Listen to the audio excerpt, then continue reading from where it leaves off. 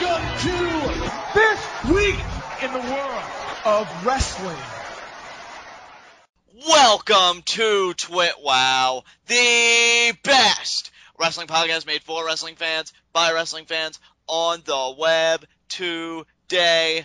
I'm John, that's my cohort in commentary, Ashton, and this is our Friday night Smackdown review, and we're going to open up a little differently. I'm going to hand the reins over to my cohort in commentary here, because from this point forward, well, Smackdown reviews are going to go a little bit differently.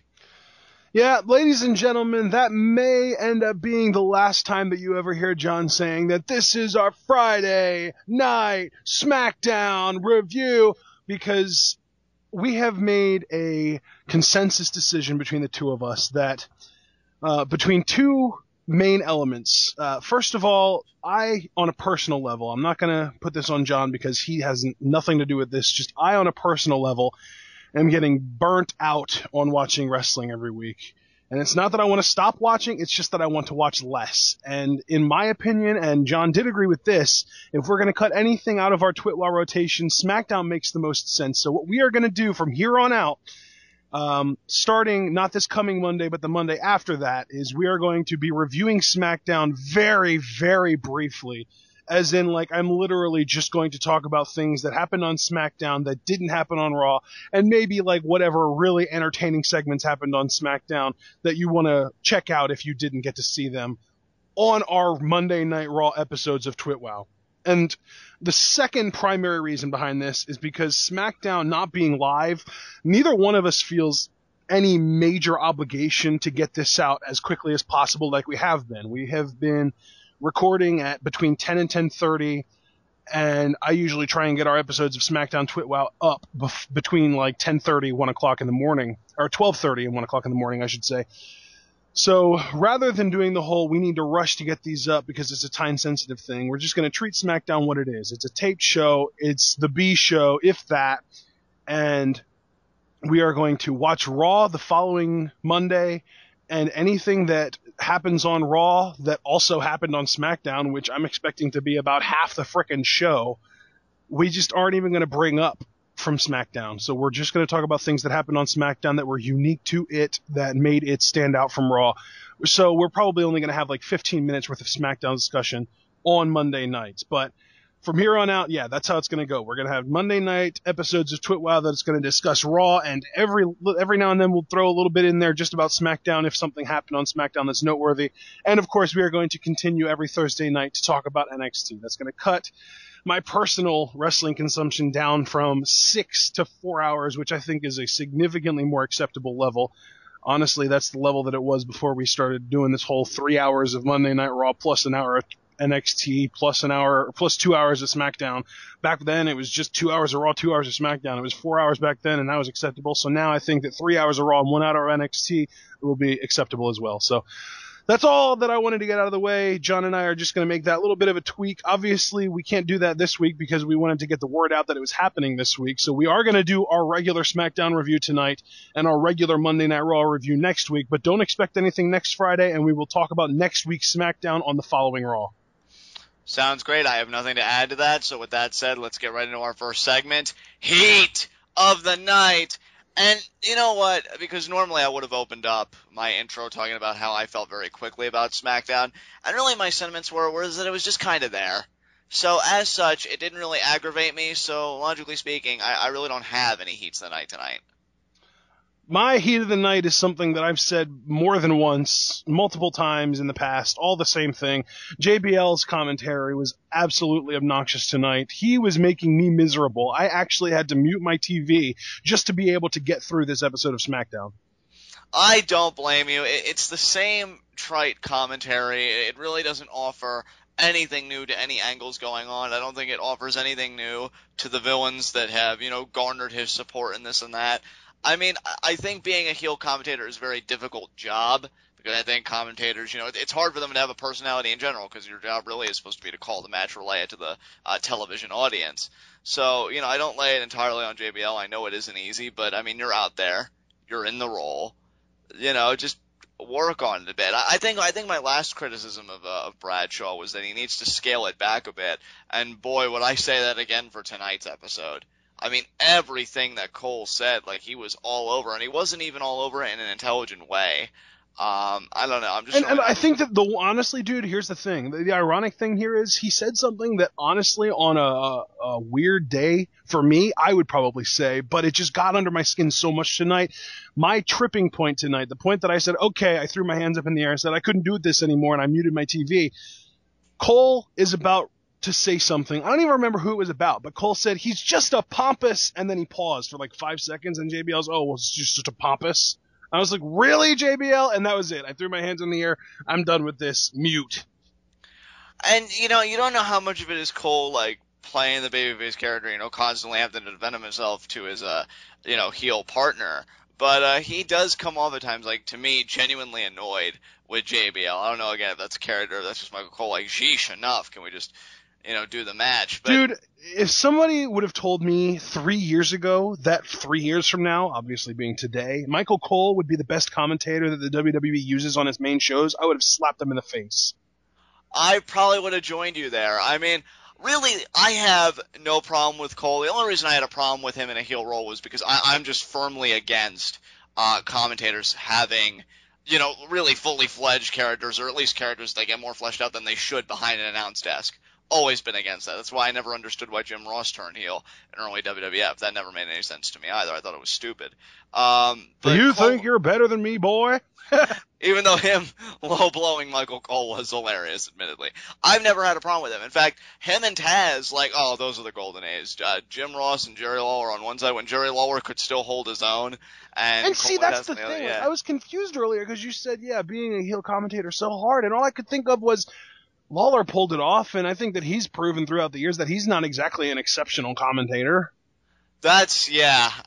Lawler was so natural in the heel role. I think it was criminal that they made him the babyface, of course, to make room, ironically enough, for people like JBL.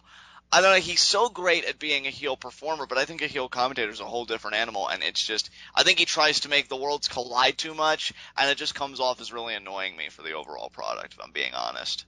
Every single week, whether it's JBL or Jerry Lawler, one person or more on commentary makes me wish more and more every week that William Regal would be on a main commentary team.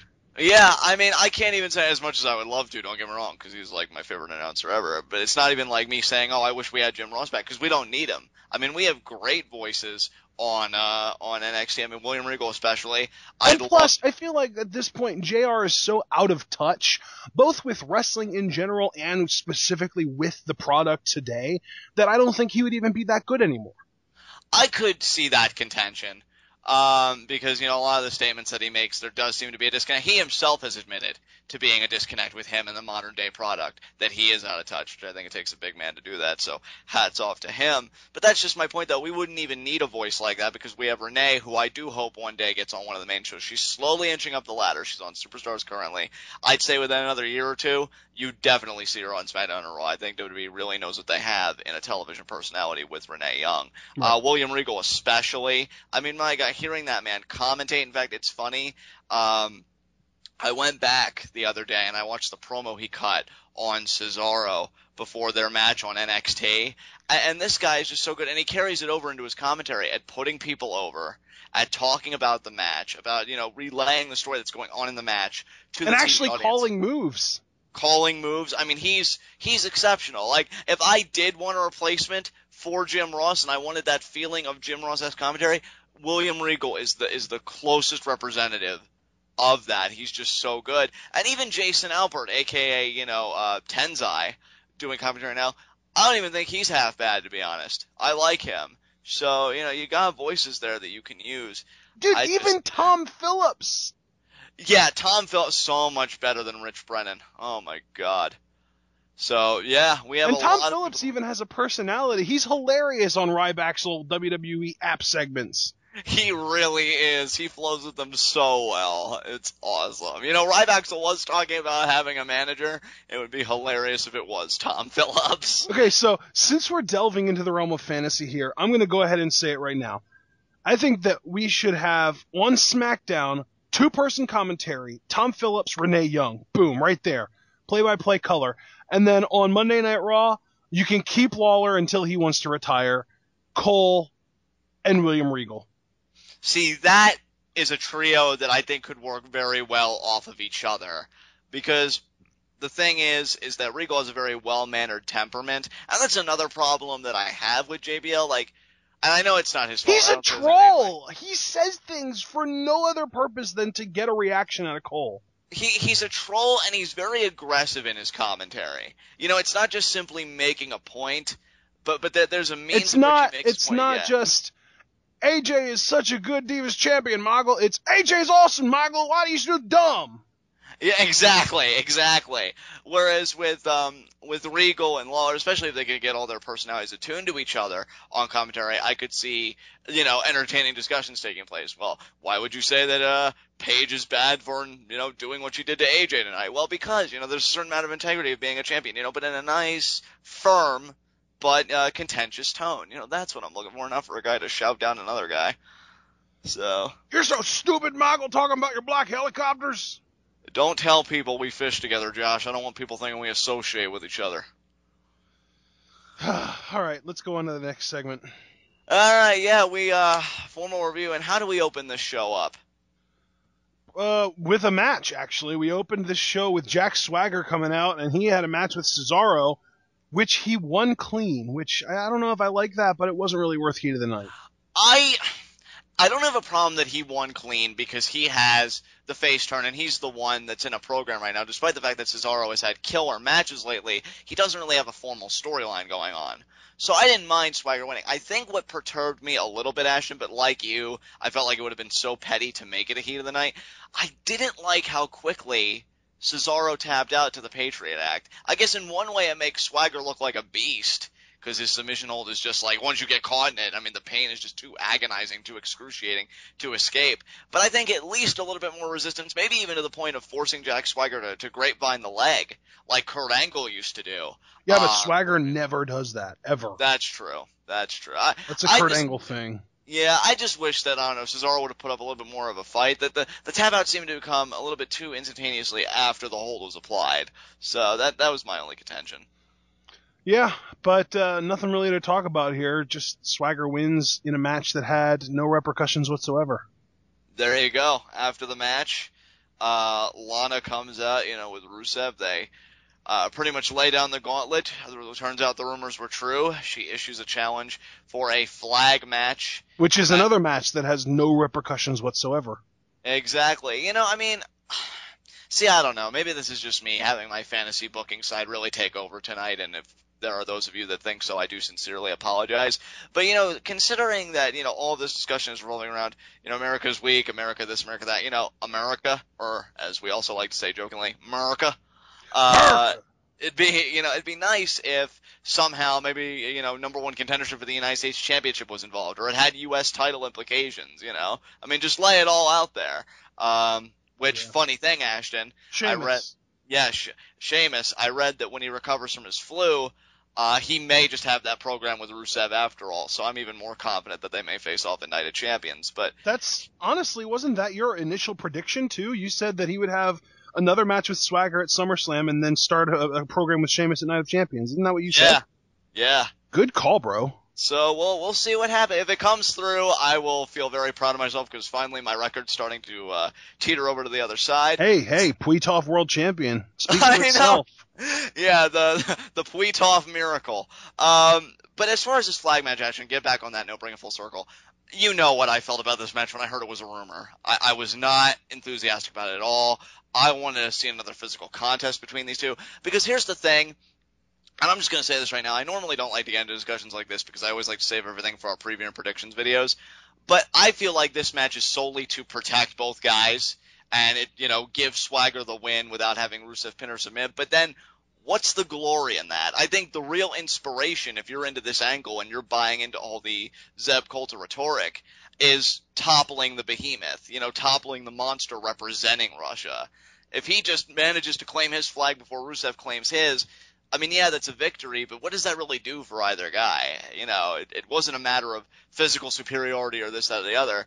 It was just, well, you got your flag. So I'm really unenthused about this contest, if I'm being honest. Yeah, same here.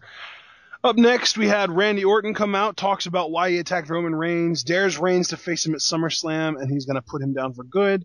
He says that Reigns is going to get a beating just like the one he got Monday, and that is something that he can believe in. Love this Randy Orton. I'm glad he's returning, full force to that really venomous, ruthless side. But, John, this isn't Roman Reigns versus Triple H. What happened, Dirt Sheets? I know, Dirt Sheets. See, you got one thing right, but then you got one thing wrong. You messed the bed. What did they get right? They got the flag match right, because I had heard that would happen. Yeah. Yeah, but that was only like last week, wasn't it? Yeah, great pearl to get right. I believe so. I believe it was only last week. They've been calling Reigns versus Triple H for like 4 months. Yeah, what happened? What happened? You dropped the ball! But, I love this side of Randy Orton. Love the beatdown on Raw. It's great to see him return to form. He even said himself on his Twitter after he perpetrated the assault on Reigns on Monday, "I'm back." Hashtag I'm back. So it's great to see him not to go to the Authority. Randy Orton tweeted? I know. I'm as shocked as you are. What world are we living in right now? I don't know, man. I think Vince McMahon even tweeted today, too. Scary times. Scary times. But, this... Twitter's taking over, Margot! This SummerSlam match should be interesting. I'm actually excited for it, considering the lineages of both guys and how both guys are really just awesome in their own ways. I could see this match delivering. It's a shame that I think Roman Reigns is going to get the win because honestly, even though I love Reigns, with the way Randy Orton is right now, I'm kind of liking his persona more going into this match. It's a shame that he probably won't win because I'm really feeling it. So we'll have to see how it all shakes out. The one thing that I will say, though, is there's a possibility that the Authority will turn on Orton in this match. Yeah, you've been saying for a while now, dude, if I'm correct, that you feel like all of this stuff, all of this tension between Orton and the Authority, let's be honest, with the exception of his championship win at SummerSlam, seems to have been present in the relationship from the very beginning. Right. Would culminate in Orton turning face, and if that's true, I don't know what to think about it, because again, I think you and I even discussed this a little bit. From what I remember of Orton's sentiments, he hates being a face. He feels it's so natural being a heel, and he wouldn't want to go back. And now that he's in this heel role, I don't know if that's true. I don't know if he's just going to swallow it and do business, which he probably will. But it'll be weird seeing him back in the face role when he really seems to be reveling and very comfortable in this heel role. So we'll see. I don't know. I guess we'll have to wait and see. That was just me speculating. I think you could be right, though. Yeah, I think that he is best as a face. I mean, when he's a heel, and let me rephrase that, he's best as a face in the PG era. Before they went PG, the stuff that he was able to do as a heel, yes, he was amazing as a heel, but that's the kind of stuff that you can't do anymore. So, to me, his talents are better used as a face. Yeah, I gotta say, looking back now, Randy Orton is kind of in the same league for me as JBL in the sense that I didn't appreciate how great of a heel he was when he was at his best, which for me was 2007, the whole age of Orton, the Orton dynasty, the one-man dynasty, as he called it.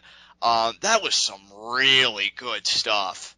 Really good stuff. I don't think I appreciate it as much as I do now. And that's why I'm saying I love this promo and the beatdown so much, because it feels in a way like that Randy Orton. So I would love if Roman Reigns has to win, at least do it in somewhat of a BA fashion. I would love if Orton teased a punt, and right as he's about to go for it, Reigns just intercepts with a spear. Yeah. That'd be awesome. I can definitely sign on to that. So up next, we had a return match, R-Truth versus Bo Dallas. This is just dumb in my opinion. -2. I mean, Bo is 0-2 now in terms of his loss streak because he got himself disqualified. Then he plants R-Truth with the DDT, nails him. Gets a microphone, pretty much says that R-Truth got exactly what he deserved because he didn't believe enough. He wasn't a believer. Believing is a spiritual journey. I know you all haven't lost your faith. And I guess it pretty much leaves it at that. I like that Bo Dallas has gotten more aggressive, but I would have preferred if he had just won this match in a more dominant fashion, and then again, did his usual antics only in the post-match. The idea that he threw this match away just to deliver a beating, I'm curious where it'll go, but I just hope it pans out well. I thought it was a good promo from Dallas. I definitely don't think we're getting that Triple Threat Intercontinental Championship match now, which does disappoint me because I do want to see Bo Dallas win the Intercontinental Championship sometime. I think he'd be perfect for that title, and you and I have said that from the very beginning of discussing what he'd do on the main roster. And you know what, dude? I don't anymore. Because of what they're doing with him right now, I don't even care if he wins any titles now because they've completely bastardized his character. They've taken him from a passive-aggressive heel who thinks he's a babyface to just a flat-out bad guy. Like, they've completely watered him down, which everybody, including us, expected because that's just what happens when you go from NXT to the main roster. Yeah, it really is, and I didn't really want to say it just so point blank, but I'm getting closer and closer to believing the sentiment that when you leave NXT to go to the main roster, it's almost like you are leaving the major leagues to go to the minor leagues. It sucks to say that, but I mean, with the way NXT treats its performers, I mean, guys, go back to our NXT review, and you'd only need to hear one soundbite from that entire thing. Adam Rose got a 12-minute match. That's unheard of today. So yeah, I can definitely see where you're coming from, Ashton. And for me, it's just sad that Bo is in this place. And you know what the funny thing is? I don't blame you for even saying that you don't want him as Intercontinental Champion, because honestly, you know, they have kind of made him into everybody else. And again, I can't believe I'm saying this again, but I have to be honest. I think Miz's character is working, and I don't think he's really doing anything wrong. Exactly. And that's exactly what I was about to say. I feel like the Miz right now is doing everything that Bo Dallas was doing right in NXT, but he's doing it on the main roster, and he's getting the opportunity to do it. And the funny thing is, I still can't gauge how the crowd feels about Bo Dallas, because again, another difficult thing I always have with SmackDown is what reactions are canned and what's organic. Because I heard in the beginning of this contest, Bo leave. But they seemed like in a positive way, like they were genuine Bo leavers, unless maybe I misinterpreted. And then at the end of the match, seemed like a loud wave of boos, which of course is good because he is a bad guy. But I'm just wondering. Anytime you hear a loud, really obnoxious wave of boos, it's probably canned. I'm thinking that the crowd still, to a degree, likes Bo Dallas, and I just find that. I don't even know what to make of it, personally. But, you know, I've read certain people that write columns online that, you know, they just feel like Bo Dallas really hasn't found his footing. They're waiting for him to do something else. Well, now he's lost, and now He had his footing. He had it. He had his footing, and then the WWE pulled the rug out from underneath him, and he lost his footing because of that. So, by you saying having his footing, let me ask you two questions. One, would you have had his streak end on Monday? And two, like, if you didn't have it end, how would you have progressed forward? Because another complaint by people is that they were waiting for Bo, I guess, to do something a little bit more formal than just win a string of matches. So I guess those are my two questions for you. Like, how would you have... Dude, I never would have had him start with a streak in the first place. That makes no sense for his character. I would agree with that. Yeah. So you would have had, and maybe like win the first match, couple matches, but you would have had the loss come a lot sooner than it did. And I'm still waiting for somebody to lose their debut match. Yeah, you know, I said a long time ago Sandow should have done it. Then I said Ambrose should have done it. I probably would have said, yeah, Bo should have done it. Like, I'm waiting for it to happen with someone. But WWE has gotten so formulaic and so cookie cutter that everybody that they bring in always wins in their first few matches. The only person I can ever remember losing their debut match, because I mean, that John was Cena. John Cena, because it was against Kurt Angle. And then the other person I'm thinking of, if you want a friggin' throwback, Jimmy Wang Yang, I remember losing his debut match. And those are the only two guys I can remember off the top of my head that lost their debut matches. Here's another one. I'm going to say this. I would have Sami Zayn lose his debut match. That I agree with. I would have him excited. But here's the thing. I would have him debut against, like, Chris Jericho or somebody really credible. See, that's the Have thing. him debut against Cesaro. You know what I mean? Like, yeah. Give somebody, when they debut, give them 10, 15 minutes, rather than just saying, oh yeah, go out there, we'll give you 2 minutes, do your signature offense and get the pin, you win. That's so stupid. I feel like in this day and age, especially with how wrestling fans are in 2014, I think they take a guy getting a 10 to 15 minute debut as a greater sign of victory than getting the pinfall within the context of the matchup. And so I can totally see where you're coming from. I think Sami Zayn should have that kind of debut. To be honest, I would pull, and see, I used to love when Raw did stuff like this, because one of my favorite Raws was the Raw where Shelton Benjamin got drafted, and his first night he main events against Triple H. I would love if a Sami Zayn main evented like his first Raw as the kid trying to really prove something to everybody against like a heel Chris Jericho or a heel Bray Wyatt, like has the heart of a lion but still goes down at the end of the line. There are other ways to build a guy than giving him that cookie cutter debut, as you called it. So. Exactly. Up next, we got a Chris Jericho promo. I honestly, John, I didn't even pay enough attention to this, so you can go ahead and talk about it. I really didn't either. Pretty much what Jericho said, though, was for him, because he's kept getting beat down by all three members of the Wyatt family, he's got to thin them out, one by one. So if he beats Eric Rowan tonight, then Eric Rowan won't be permitted to be at ringside for SummerSlam, and then it'll be 1 down, 2 to go, until it's me all alone with that, and he referred to Bray as a spider again, and he said, you want to get crazy, Wyatts? Well, let's get crazy. So pretty much the typical Jericho promo that he's been cutting on the family, with the addition of how he's just going to take care of the family before SummerSlam. And up next, we had Fandango versus Diego, who came out yet again, just like on Monday, with Summer Rae and Layla. Now, you want to talk about that you really didn't pay much attention to the Jericho interview. I mean, I paid attention to this match, but I did not care at all. I was just waiting for it to end. Fandango gets some offense on Diego. I couldn't even tell you specifically what, to be honest. Then Summer Rae and Layla, he's trying to go after the bull because the bull's twerking. Fandango tries to go after him. Summer Rae and Layla, they intervene. They're like, no, stop, no, you can't. He goes back in the ring to try and take care of business with Diego. His music hits. Layla and Summer Rae, they're doing some kind of dance. I don't think it was the cha-cha, but they were, kind of leading El Torito in some kind of dance. Fandango got distracted. Diego hit the backstabber. He got the pin. So we're continuing the story. Personally, I think Summer Rae, again, should be a heel. I'm hoping that, bigger things await her somewhere. Layla, I like her in the valet role, but if she ever wants to compete, I don't have a problem with that either. And Diego, well, I guess this is just what he's stuck with until Fernando heals. And Fandango, well, you know what? If this results in him maybe having a gimmick change, maybe not dancing anymore, I guess I'd be cool with it, but only if he goes back to really creepy chloroform holding Johnny Curtis.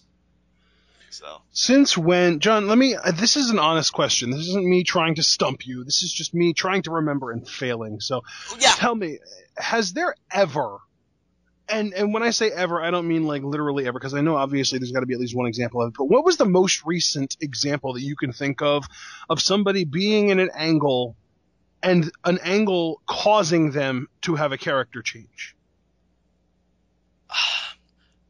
Yeah, I can't think of a recent example.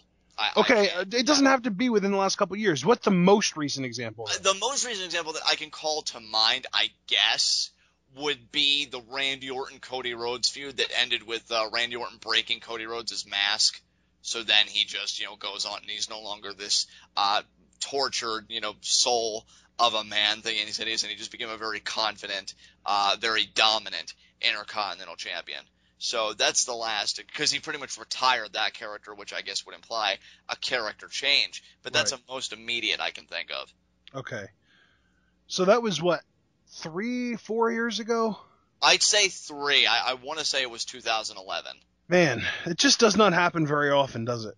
It doesn't. I mean, dude, I had to dig back 3 years, which, I mean, granted, in the grand scheme of things, I guess this is the largest amount of time. But still, in wrestling, for something to have only occurred, something as simple and as necessary as character changes, and for me to most immediately call, Cody Rhodes Orton. Maybe there's an even fresher example, and it's more on my memory than the product, and I will readily concede that. But that was just the first example that came to mind. It's just unbelievable. Yeah. I don't really have anything to say about this match, and I don't really have anything to say about the next match either, because it's just Dolph Ziggler versus Alberto Del Rio again, and apparently Dolph isn't on quite as much of a winning streak as we originally thought he was. See, now if I did have a heat of the night, this would have been it. Why isn't Dolph winning matches going into his championship match at SummerSlam? If there's one part of the formula I really wouldn't like tampered with, WWE, it's contenders looking credible heading into their championship matches. He beat The Miz in a clinic on Raw that a lot of people, really enjoyed the match, you and I included. I thought it was great that Dolph got the win, but here Miz has cost Ziggler 2 matches since, and maybe that's the story. Well, it's because Miz is costing Ziggler matches. Well, that's fine, but we have to figure that in the context of this match, Ziggler already chased Miz at least part way out of the arena, but then when he got back in, Del Rio capitalized, and he got the kick. So it was still, kind of a victory that was mostly on Del Rio because he was able to take care of Ziggler when he got rid of his distraction. Ashton said it best. We've seen this match 1,000 times. I really have nothing new to say about it. Del Rio won again with the cross-arm breaker submission. I had nothing more to say than that. Miz did his commentary, but he really did nothing new. He pretty much did the same thing when he gave the acceptance speech on Raw. I want to say that was 2 weeks ago. So, it's whatever. I'm still looking forward to their match at SummerSlam, considering what they did. I think the acceptance speech was last week's SmackDown. Last week's SmackDown? Yeah, you know what? You're right. You're right, because that was the match with Bo Dallas. You're correct. I was mistaken. Yeah. But I'm still looking forward to their match at SummerSlam because of what they did on Raw. But already, man, it's like, come on, give Ziggler fans something. I mean, even in his promos, he's acknowledging, typical Ziggler. That is sad, man. Feels so bad for him. Yeah. Unfortunately, I accidentally skipped around a little bit. I skipped forward in the show. So let's back up a little bit. Rosa Mendes versus AJ Lee, a.k.a. the first Diva Squash match that I've seen in a long time. Yeah, I haven't seen a Diva Squash match like this since I think Awesome Kong was on the scene.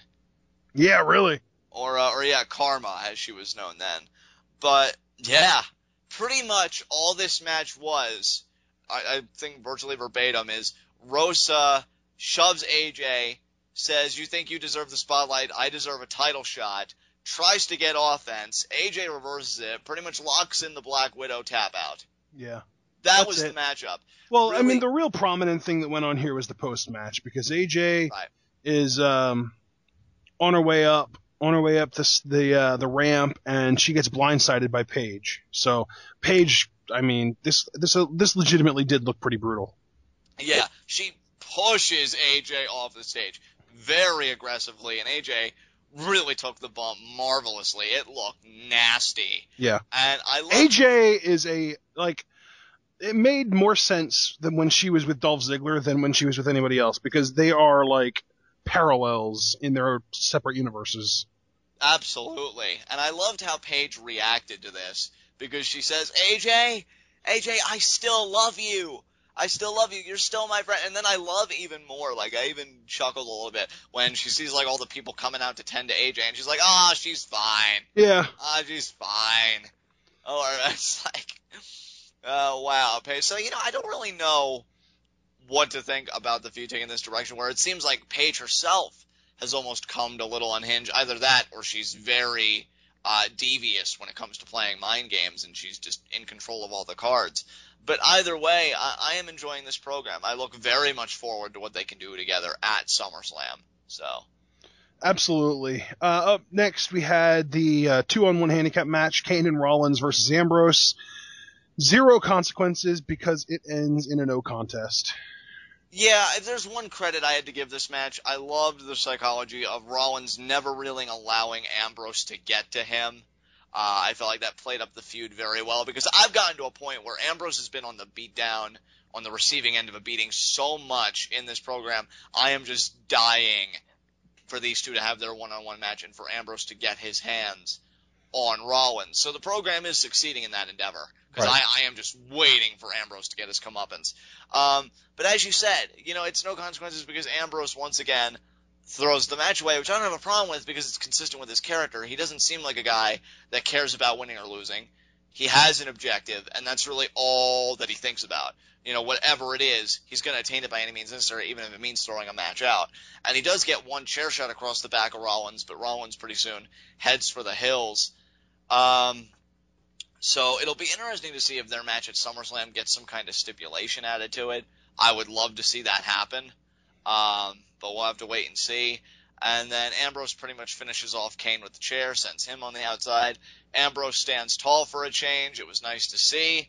But let's get a little bit deeper for this program before SummerSlam. Yeah, exactly.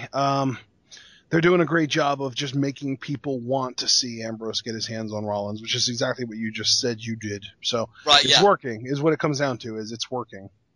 Absolutely. And finally, we have our main event of the evening, Chris Jericho, Eric Rowan, match of the night by far. I was thoroughly impressed that Rowan could work this good of a match. But at the end of the day, Jericho is just too OP, and he beats Rowan. Yeah, we get one point in the match where Harper tries to trip up Jericho. The referee apparently heard it because he didn't see it because he was distracted by Rowan, and he ejected Harper. And I'm like, well, if only all referees were this good, so many moments in history would have turned out so differently. So, Harper gets rejected.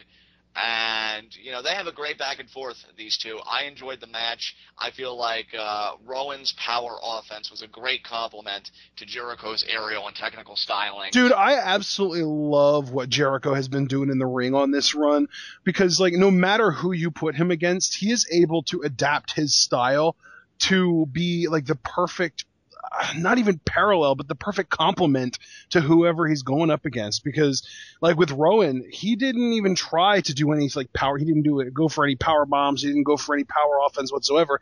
He just, pure, almost borderline luchador style. Whereas, if you put him in there with somebody, and he hasn't actually done this yet, but if you put him in there with, an Alberto Del Rio or, a more of an athletic kind of, I don't want to say high flyer for Del Rio, but that kind of style, he's able to adapt, and I'm just so impressed with Jericho and what he's been able to do. Well, dude, to build on your point, think about his feud with Mysterio. I'd see matches between those two where he'd powerbomb Ray or do some kind of a backbreaker to Ray because he could lift him up and he could power him down. Here, nobody would buy if Jericho nailed a kind of variation of a backbreaker or a powerbomb or anything to Rowan because the guy's the size of a freaking house. They even said when he got the shoulder block, wow, it's like getting run over by a Mack truck. So Jericho, him adapting his offense makes perfect sense given what we're seeing in that ring. And I commend Jericho for having that kind of foresight. In the end, the finish comes, he slides out of the bear hug, gets the code breaker, which is perfect because it's the type of finisher that it really doesn't matter what size you are. Just drives his knees into your face, so it still works out perfectly. Yep. Gets the pin, and, end of the match is pretty much a stare down between Jericho and Bray Wyatt, which by the way, just to kind of package this all neatly, Bray does cut a promo before this match, and he pretty much says the same thing. He's kept saying, why haven't you saved us, Chris? Why did you come back? Did you do it for the rush? You get a rush from this. But you lied to all of us. You said you were going to save us. You didn't save us. You lied to me, and you lied to all of them. So pretty much Jericho's a liar. Bray Wyatt's a spider, and this feud's all over the place, so they got a rematch at SummerSlam. I'm predicting on Raw this Monday we'll have a similar matchup between Jericho and Harper. Harper loses, he's banned from ringside. We get that, then we get our one-on-one match that we should have gotten at Battleground at SummerSlam. Exactly. Yeah. That was it, dude. That was Smackdown. If you want to get into our next segment, I'm ready to go. High spots and low shots. You know what? My low shot, I'm gonna say my low shot's Dolph Ziggler. Yeah. Seems like he's primed for an Intercontinental Championship match, though I should emphasize nothing's been formally announced. And last SmackDown he lost to Bo Dallas because of The Miz. This week because of The Miz, he loses to Alberto Del Rio. Yes, they wrestled each other once again. It's really starting to tire on me, and that's a shame because before these guys were having matches that I raved about because I thought they had great chemistry, but you can only see something so many times before it tires on you. So yeah, Dolph loses again. If he is getting a championship match at SummerSlam, Miz is looking like the clear favorite, which who knows how to interpret that. But for tonight, he comes up on the short end of the stick. Yeah, it's unfortunate, but we shouldn't even be surprised anymore at this point. My low shot is Cesaro for basically most of the same reasons as you, except without the title implications. He has been kind of broken away from Jack Swagger for a while now, and now all of a sudden Jack Swagger's the babyface, and his powers as a babyface, just those overwhelming babyface in the WWE powers are able to overcome Cesaro's sheer amazingness. Yeah, the tap out was instantaneous. You can't get any more dominant and decisive than that to me. Completely agree with your low shot. No arguments here. You know what? My high spot, I'm going to go a little different. I was going to go the obvious route, but instead I'm going to say that my high spot was Paige. Had no match tonight, but sent a clear and direct message to the champion by shoving her off the stage and continuing her mind games that she had planted and started to, reap the soil for on Monday. And I just feel like, I don't know, I sense a title change coming at SummerSlam, if I am being honest. She's looking like she is primed to become the new Divas champion. We'll see if that gets fulfilled, or we'll see if AJ can hold on to her championship just a little bit longer. Okay, my high spot is Diego. Wow, Just all right. kidding. I'm joking. Oh my God, you were actually ready to accept that, John. I mean, hey, it's TWitWoW. We do whatever we want when we want. My high spot is Chris Jericho. Yeah, you know what? I was thinking about taking him, but I thought if I didn't, I knew you would. And I almost didn't. What were you gonna do? I was planning to freak out and press the red button, so you just single-handedly saved civilization. Well done. But, yeah, the pick's pretty self-explanatory. Beats Rowan, gets one member of the Wyatt family banned from ringside. As I said, I'm just making the assumption that the same will happen with Harper. It would be incredibly weird if it didn't. And, yeah, Jericho won his match. Great night for Y2J. Absolutely. You know what's next. 30-second hot seat. Let's do this. I'm going to keep it relatively simple this time, John. Sure. How long do you think The Miz should hold the Intercontinental title, and who do you think he should lose it to? 30 seconds. Time starts about now. This is a tougher one, actually. You know what? I'm going to say Miz should hold the Intercontinental Championship until Survivor Series, and I think he should drop it to Bad News Barrett, assuming that they have a rematch at least in October at Hell in a Cell, or their first match, which Miz wins, and then Survivor Series would be the rematch, which BNB would win. So you think Barrett should return face? Yeah. Do you think the WWE would allow him to be a badass face, or would they just turn him into one of those cookie-cutter Sheamus faces? If I'm being honest, he'd probably be cookie-cutter, but how amazing would it be if they at least kept his badassery while being a babyface? Good luck. I know. Anything else you want to say about this SmackDown? I'm incredibly relieved that this is the last one we're reviewing as a show on its own. You know what? You and I both. And guys, you know what? Let me specify something for everybody. This isn't necessarily the last SmackDown TWitWoW ever. Because you never know. A few months, maybe a year or two from now, I might decide, hey, SmackDown's really on the up and up. We should start reviewing it again. And we will. But just for a while. I just need a break. I don't blame you, and really for me personally, and I don't mean for anybody to take this the wrong way, and again, I was in wholehearted agreement with Ashton, but for my own reasons, and my reasons being, it just feels like so long since SmackDown has had its own identity. Really? I'll say since Daniel Bryan was champion. Yeah. Because before then, you had Mark Henry on an absolute roll. Leading up to that was the whole Sheamus Alberto Del Rio feud, which you and I got invested in for the opposite reason that we were supposed to, because we were cheering for Del Rio the whole time. And, it was just, it was just all so good. Or no, actually, no, that was after. That was after the Daniel Bryan run, because Sheamus won the title from Bryan. So then before that, the Mark Henry run, Orton was champion. He got it from Christian. They had an amazing program that summer. So yeah, even then, before then, it was frickin' Edge's title. So yeah, I will say, I'll even give Sheamus and Del Rio credit. Those guys had a great program. It's just that they were the opposite of what they should have been. Yeah, I actually love that program. It surprised me how much I love it, because I felt like they were having great matches, and each time I felt more sympathetic to Del Rio. And then when he got his Night of Champions match, the tear he was on, he beat John Cena in no false count anywhere match leading up to it. CWE, that's what I mean when I say building up contenders to matches like that, because, when you beat John freaking Cena, you believe that anything's possible. But, bringing it back, I just feel like, Ashton said it in the first sentence, it feels like anymore SmackDown is either a rehash of Raw, or especially with the majority of talent they featured tonight, an extension of main event. It's sad. See, and to me, I said this a month or two ago, SmackDown is a combination of two things. It's a Raw recap and a Raw practice run. Everything that they do on SmackDown either happened on the Raw before or is going to happen on the Raw after. And I agree. And it's sad, because I used to, when I was a kid, and even leading up to the period that you talked about, used to be so excited for SmackDown every week.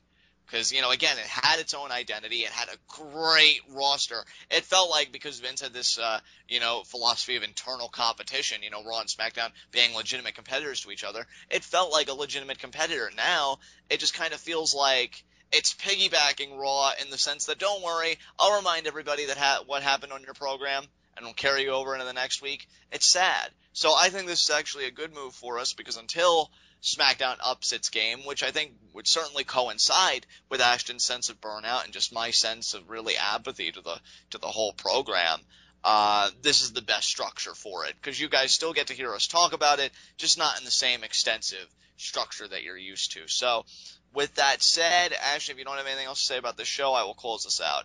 Go for it, brother. All right, guys. This has been Smackdown. This has been TWitWoW, the best wrestling podcast made for wrestling fans, by wrestling fans, on the web today. I'm John. That's my cohort and commentary, Ashton. Guys, comment and subscribe on YouTube. Discuss on Tweetoff. And we will see you again for our Monday Night Raw review, where the question looms, how will Brie Bella respond to Stephanie McMahon?